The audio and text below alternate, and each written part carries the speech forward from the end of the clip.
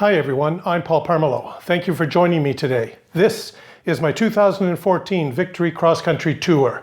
Today I'm going to show you how to install and operate the FOBO Bike 2 tire pressure monitoring system. This is the latest version from FOBO. I bought the trike system because I wanted a third sensor to connect to my shock. Let's take a look at what's inside the box.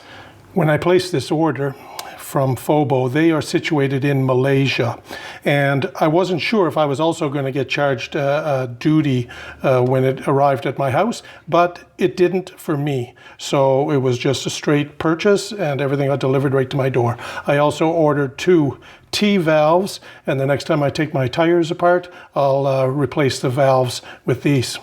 When we open it up, you'll see a quick start guide. There's my 3 sensors and a box of accessories. The sensor caps come apart and you can replace the battery with a 1632 watch battery. It means 16 millimeters in diameter and 3.2 millimeters thick, readily available. Inside the accessory box, we've got some spare batteries. We've got some security locking nuts.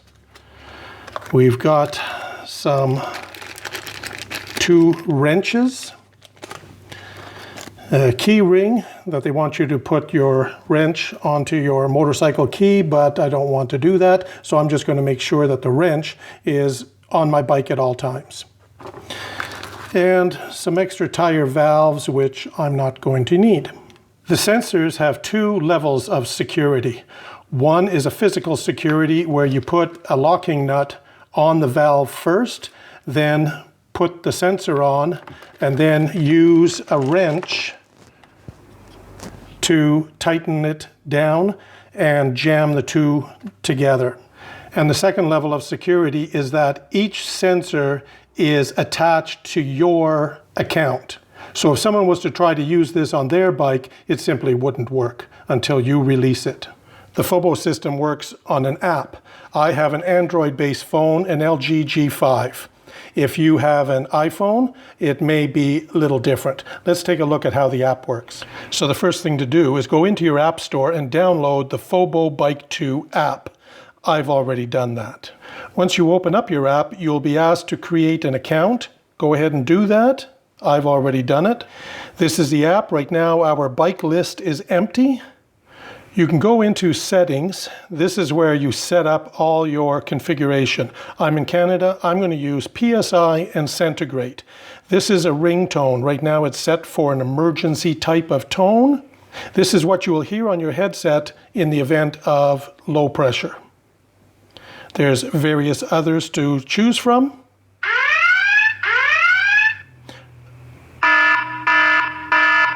But I'm going to leave it on emergency. There's an overlay service. You can turn that on and it activates a little thumbnail that you can move around at various locations, and even when you're in your home page or sending an email or something, this will be here. And all you have to do is tap it and it will display your temperature and tire pressure. Gauge pressure.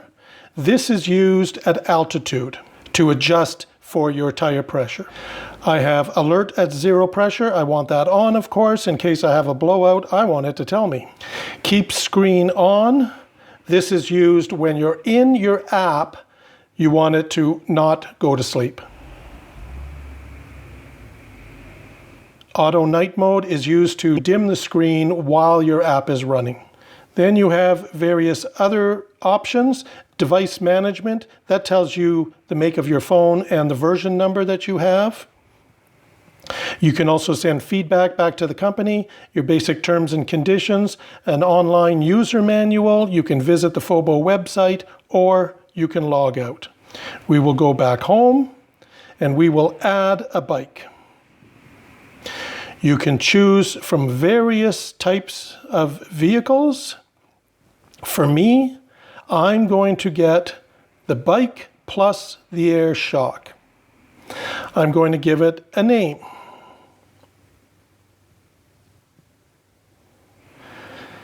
You can also click on the camera and you can download a picture of your bike or take a picture of your bike if you like. Down here is where we set our tire pressures. The front tire I'm going to set at 38 pounds. You simply scroll the wheel, set it at 38 pounds, done. I'm going to go to the rear tire. Rear tire, I want it to be at 40 pounds. Done. My air shock, I want my air shock to be at 35 pounds, but I also want to adjust the minimum and maximum pressure because I don't want it to sound the alarm whenever I hit a bump or something. So my minimum, I'm going to set it down to 20 pounds. And the maximum I'm going to set at 90 pounds. Of course, you can set it to whatever you like. Done. We are going to save it by pushing this disk button at the top. We now have one bike attached to our app. Now to install the sensors, all you have to do is tap the bike and it will tell you, install the front tire sensor. Then you touch the sensor to your phone and press proceed. So let's go do that. I decided I'm going to use a locking nut on the front tire only because it is easily accessible to would-be thieves. We put it on with the bump side down, put it all the way to the bottom, and then install the sensor. The secret is not to over tighten anything, just put it down snug. Then turn the locking nut back up as far as you can go by hand, and then using the wrench, just slide it on and tighten it down snug. Now I will touch the sensor to the phone and press proceed. It's installing the sensor. Now that the front is done, we'll go ahead and do the rear. I don't need a locking nut for the rear tire. Once the saddlebag is installed, no one's going to be able to see it. Same thing with the air shock. It's behind a plastic panel. Now that the sensors are all connected, we've got some data that comes in. This here is my front tire, my rear tire, and my air shock. The number that you see here, 38 psi, that's my pressure setting that I set when I first started the program. This here is the pressure that it's at right now. This is the temperature, 16 degrees centigrade. This is my battery level. This little number right here, 38.4, that is my reference setting. That is the pressure that the tire would be at 20 degrees centigrade. If we came back from a long run, your bike is hot, your tires are hot, and you wanted to put more air in, it is best to use this pressure because this one is compensated by the temperature inside the tire. And by pressing the bike, I have three options. I can update the photo, I can hide the reference pressure, that's the pressure at 20 degrees centigrade, or I can hide my pressure setting. So by turning them off, it's gone. By hiding the reference, it's gone. I like to have as much data as I can, so I'm going to turn everything on here. If you touch each tire, you have various selections. You can disable the sensor. That means your app will not read that sensor. It's still attached to your account, it's just not taking readings. I do this in the wintertime. You can rotate the sensor.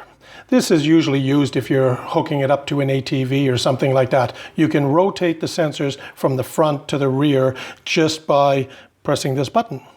You can replace the sensor. That means that if the sensor went bad, it broke, you can buy a new sensor and you simply are going to replace the broken one with the new one. You would press this and it will tell you to remove the old sensor, put in the new sensor, and it will do everything for you. Or you can release a sensor. This means take the sensor off of your account and now you can throw it away, you can give it to somebody else and they can use it freely.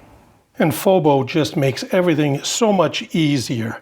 You want to change anything, hold down your bike, edit, there's all your pressures. You want to change the front tire from 38 to something else, you just simply move the wheel and hit done and press save. It's always a good idea to have internet connection because remember, all your sensors are tied to your account and everything you do will be saved on your account. And now, by turning on my overlay service, I can move this thing anywhere I want and simply press on it and it will tell me the temperature and pressure of all my tires. And of course, there's always some safety issues. FOBO recommends steel valves over the rubber ones. They're just safer. And also, after you install the sensors, jack up the bike, spin the tires slowly, make sure those sensors aren't going to hit anything. And one last thing, any information that I find or my viewers give to me, I'm going to put in the description box below. So it's a good idea for you to check it out, read any information that may be down there that might determine whether this system works for you. As a matter of fact, go down there now and read it. Thank you very much for watching another video. Ride safe, have fun, and I'll see you next time.